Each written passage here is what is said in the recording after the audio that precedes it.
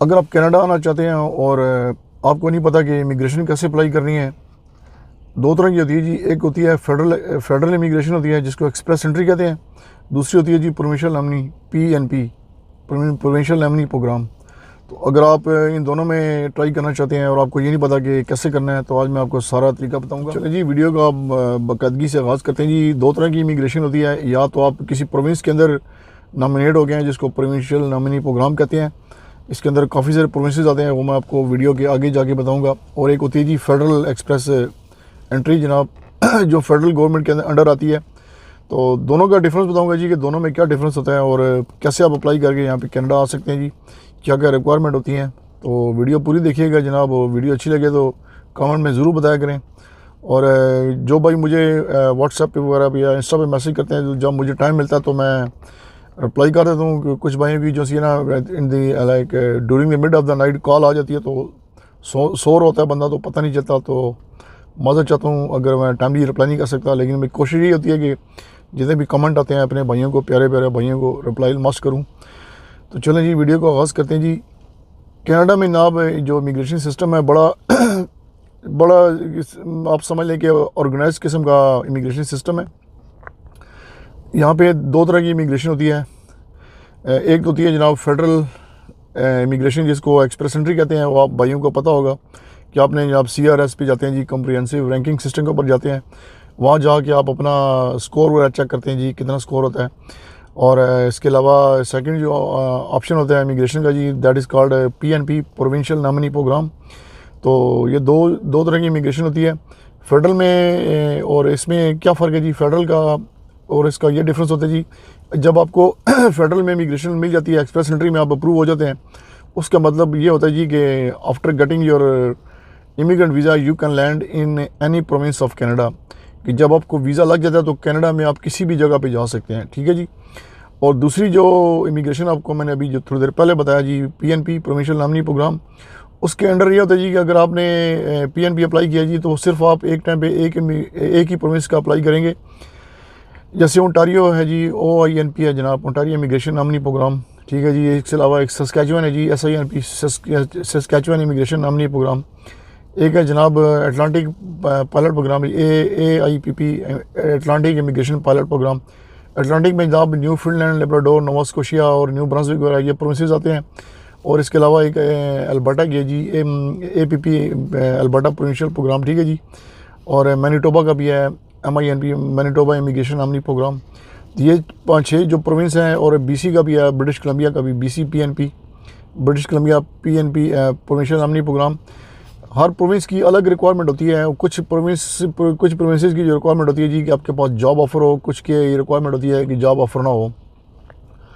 तो जिसके अंदर जॉब ऑफ़र होती है जी, वो थोड़ा सा टफ हो जाता है, क्योंकि आपको पता है कि आप अगर आप कनाडा से बाहर बैठे हुए हैं तो जॉब वहाँ अपने होम कंट्री में बैठ के लेना बहुत मुश्किल हो जाता है, अनटिल अनलेस कि आपकी बड़ी हाई फाई किस्म की जनाब डिग्री हो आपके पास। आप ऐसी डिग्री हो कि जिसकी डिमांड बहुत ज़्यादा हो, जैसे इन डिमांड प्रोफेशन है यहाँ पे जी।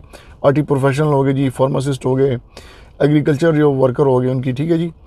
और टेक्निकल स्किल में जनाब आता है आपके ये डीजल मैकेनिक हो गए, आपका HVAC, हीटिंग, वेंटिलेटिंग और एयर कंडीशनर के जो AC वगैरह रिपेयर करते हैं, कमर्शियल या रेजिडेंशियल जो यूनिट लगाते हैं, उनकी बड़ी डिमांड है यहाँ पे। प्लम्बर की बड़ी डिमांड है, इलेक्ट्रिशियन की बड़ी डिमांड है। तो हर प्रोफेशन की अपनी अलग डिमांड होती है। और PNP के अंदर ये होता है जनाब कि जैसे अभी आपने ओंटारियो का किया या अल्बर्टा की किया। अल्बर्टा जो बड़ा प्रोविंस है, वेस्ट में आता है, BC से पहले अल्बर्टा आता है, कैलगरी उसका बड़ा कैपिटल है, सिटी है। जब वहाँ पे आप आते हैं जनाब, तो वहाँ पे आने के लिए आपको उनकी सर्टेन जो डॉक्यूमेंट्स है वो प्रोवाइड करने होते हैं। एक तो जनाब आपकी एजुकेशन होनी चाहिए। एजुकेशन मींस के जब आप नॉक कैटेगरी होती है जी, NOC, जब अभी इन्होंने रिसेंटली चेंज कर दिया, Tier 1, 2, 3, 4, 5, Tier 1 से लेकर Tier 5 तक कर दिया। पहले नॉक का सिस्टम चल रहा था, national occupation classification, NOC O से लेकर A, B, C, D, 4 NOCs है जी। तो इन्होंने डिफरेंट जॉब्स को इन डिफरेंट नॉक्स के अंदर इन्होंने कैटेगराइज किया हुआ था, डिवाइड किया हुआ था। लेकिन रिसेंटली ये तकरीबन की ऑलमोस्ट समझ लिया महीना हो गया कि इन्होंने इसको सारे को चेंज कर दिया, सारे सिस्टम को। और जिसका फ़ायदा ये है जी कि अब जो प्रोफेशन नहीं थे शामिल वो भी इसके अंदर ऐड कर दिए। जैसे ट्रक ड्राइवर शामिल नहीं थे, या कुछ और मखसूस जो जॉब्स हैं, जो जॉब्स कैटेगरी हैं वो इंक्लूड नहीं थी, वो उन्होंने इंक्लूड कर दिया। लिंक मैं इसका डिस्क्रिप्शन में डाल दूँगा, तो उसमें आसानी होगी। अब आपको इजीली आपको पता चल जाए जी। जैसे अभी आप आईटी के प्रोफेशनल हैं, आईटी का काम करते हैं, इंफॉर्मेशन टेक्नोलॉजी, कंप्यूटर से रिलेटेड हार्डवेयर सॉफ्टवेयर, ठीक है जी, तो उसके अंदर आपको पता होना चाहिए कि कौन सी कैटेगरी में आप अप्लाई कर रहे हैं। तो एक और एडवांटेज ये होता है जी कि अगर आपके पास मास्टर डिग्री है जनाब, आपने एमए एमएससी किया हुआ है या आपने एमफिल किया हुआ है या पोस्ट डॉक्टरेट डिग्री है, जैसे आप पीएचडी वगैरह करना चाह रहे हैं या आपने ऑलरेडी किया हुआ है जनाब, और आप फेडरल एक्सप्रेस के अंडर एक्सप्रेस एंट्री में किसी भी क्लास के अंदर आप अप्लाई कर रहे हैं, इकोनॉमिक क्लास में अप्लाई करते हैं, तो उसका एक और एडवांटेज आपको ये होगा कि आप at the same time you can apply for PNP for any province. उसके अंदर आपने चेक मार्क कर देना, वहाँ पे एक ऑप्शन होता है जी कि would you like to apply for provincial nominee program. तो उसके अंदर आप ऑलरेडी एक ही एप्लीकेशन को दो जगह पे आप अप्लाई कर सकते हैं। जैसे आप समझ लें एक इंग्लिश का मुहावरा जी 2 in 1, जैसे एक गोली से दो शिकार, ठीक है जी। उसका फ़ायदा ये होता है कि अगर फ़र्ज़ करें आपका एक्सप्रेस एंट्री के अंदर स्कोर कम आता है, क्योंकि इसका ड्रा होता है हर तकरीबन की 2 वीक के बाद ड्रा होता है। उस ड्रा के अंदर जिनका स्कोर हाई होता है, मैं फ़र्ज़ करें जैसे अभी स्कोर होता है जनाब मिनिमम 470 प्लस होता है, तो मिनिमम स्कोर जो 470 प्लस से जो ऊपर के लोग होते हैं उनको वो उठाते हैं जनाब पूल के अंदर, तो उनको जनाब आईटी इशू करते हैं। आईटी होता है जी इन्विटेशन टू अप्लाई। अगर तो आपका नाम उसमें नहीं आया जनाब, तो उसमें वरी करने की ज़रूरत नहीं है आपको, कोई भी प्रोविंस जो है ना वो उसके अंदर उठा लेता है। तो उसका एडवांटेज ये होता है जी कि आप फेडरल एक्सप्रेस में अप्लाई करें, लेकिन उसकी रिक्वायरमेंट ये होती है कि आपका जो आइट्स का स्कोर है वो 7.5 to 8 बैंड होना चाहिए in all 4 categories, listening, speaking, reading, writing, ठीक है जी। तो एक एप्लीकेशन के अंदर आप 2 जो है ना ये भुगता सकते हैं। और जहाँ तक सिंगल आप पीएनपी की बात करें, तो अगर आपकी एजुकेशन कम है, आपने हाई स्कूल किया हुआ है, आपका जो स्कोर है आइट्स का 5 बैंड है जनाब, और 1 से 2 साल का आपके पास जॉब एक्सपीरियंस है, तो आप किसी भी प्रोविंस के अंदर जाके, किसी भी प्रोविंशियल नॉमिनी प्रोग्राम, किसी भी प्रोविंस में जाके आप अप्लाई कर सकते हैं। और प्रोफाइल वगैरह क्रिएट करके वहाँ पे एक इम्प्रेशन ऑफ इंटरेस्ट होता है जी, वो आपने शो करना था जी कि मैं यहाँ पे आऊँगा। वो एक किस्म का समझ आपकी श्योरिटी बॉन्ड देना पड़ता है जी कि जब आप इस प्रोविंस में माइग्रेट करके आएंगे तो you will stay in this province for 2 year at least, 2 साल रहेंगे।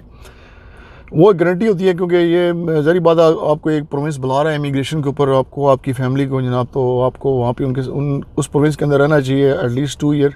2 साल के बाद जब आप पीआर मिल जाती है तो आप कहीं भी आप इजीली मूव ऑन हो सकते हैं, अपने आप को किसी भी और प्रोविंस में, सिटी में आप चेंज कर सकते हैं, उसमें कोई प्रॉब्लम नहीं आता लेटर ऑन।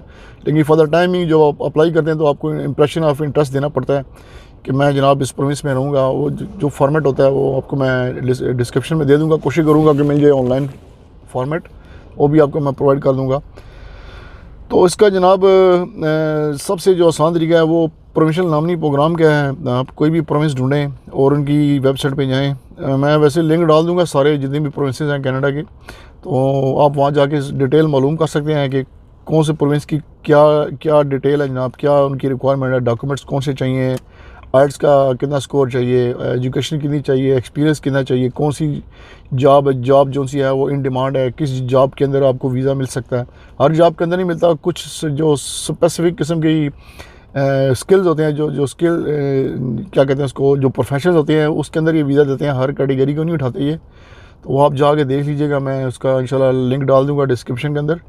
तो ये 2 तरह की इमिग्रेशन थी जनाब, मैंने कहा आपके साथ शेयर कर दूँ। ये कुछ भाई जो अप्लाई करना चाहते हैं, एजेंट के पीछे आपको भागने का फ़ायदा नहीं है। एजेंट ने क्या करना है जी, जो मैं आपको बातें बता रहा हूँ यही बातें आपको एजेंट बताएगा।